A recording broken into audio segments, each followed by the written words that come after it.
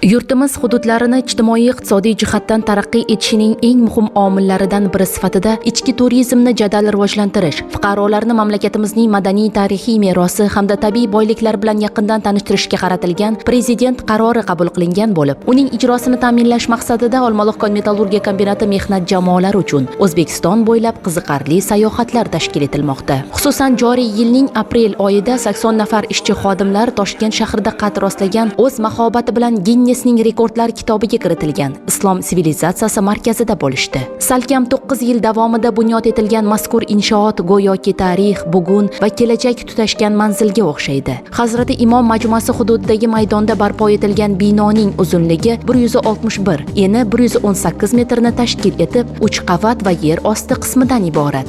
Majmuaga 4 tomondan 4 asosiy portal darvozalar orqali kirish mumkin.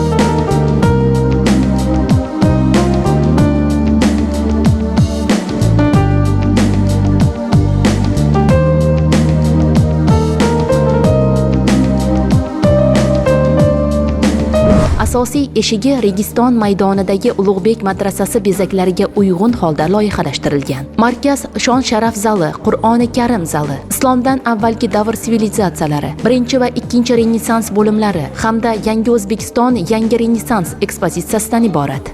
Сын Абдаллаха из Балха-Висида, родившийся в Бухаре в 370 году хиджры, я посвятил свою жизнь изучению Корана. Ekskursiya davomida kombinat ishchi xodimlari Islom sivilizatsiyasi markazining mahobatli bezaklari, san'at asarlari, noyob eksponat va artefaktlari bilan yaqindan tanishdilar. Ta'kidlash kerakki, muzeyning qoq markazida saqlanayotgan dunyodagi eng noyob qo'lyozmalardan biri Usmon mushafi har bir yurtdoshimiz qalbida cheksiz ehtirom tuyg'usini uyg'otmoqda.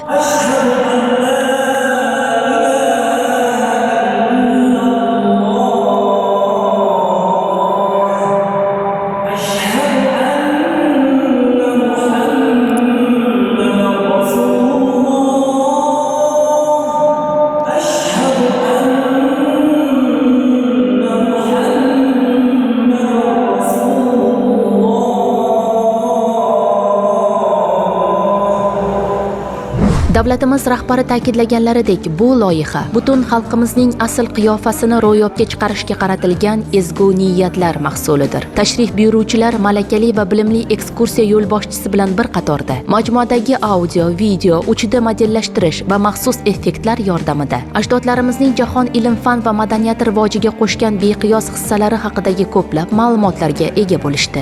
Mana bugun Islom sivilizatsiyasi markaziga keldik.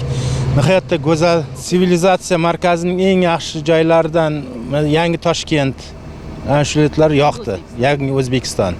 Qur'on zali nihoyatda go'zal. Bunaqa dunyoda yo'q bunaqa. Sharoitlarimiz, zamonimiz tinch. Allohga behisob shukronlar aytamiz. Shunchalik e'tibor bilan kombinat ishchilarini olib keldi. Kasaba uyushmalariga ham rahmat. Mana tog' metallurgiya kombinatida oshpaz bo'lib ishladim necha yildan beri. Mana rahmat, shunchalik uyushtiribdi. Alloh ziyoda qilsin rahbarlarimizga. Lekin tilimiz ojiz, bunaqa sharoitlarni qilib bergan. Alloh ziyoda qilsin, umrlarini uzoq qilsin hammani tashkillashtirganlarga.